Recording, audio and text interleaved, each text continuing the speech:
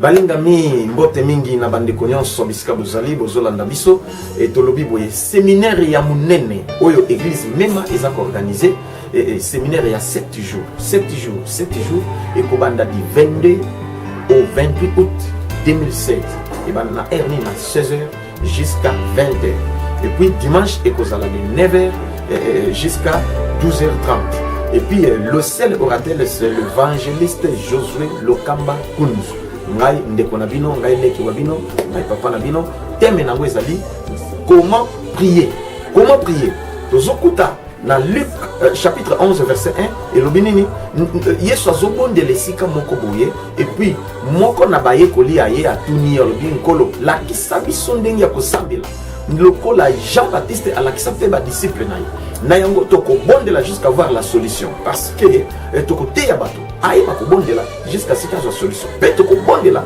jusqu'à ce que toza solution parce que tozomona ya solo mois oyo ndenge nzambe alobi c'est le mois de solution il faut oza solution obondela oza solution soki okoki te biso tokoka tokosambela na place na yo et tu auras bel et bien la solution à ton problème na yo eza plus grand que yesu te yesu aleki yango mpe akopesa solution. Voilà, cordial bienvenue à tous. Et puis, bateau va animer yango. Et tous dans nos groupes d'adoration. Maranatha, nous te animer yango. Ce qui va me soucier, c'est que dès que tu as et nous avons une solution, même en soutenant. Na combo de Jésus Christ. Bye bye.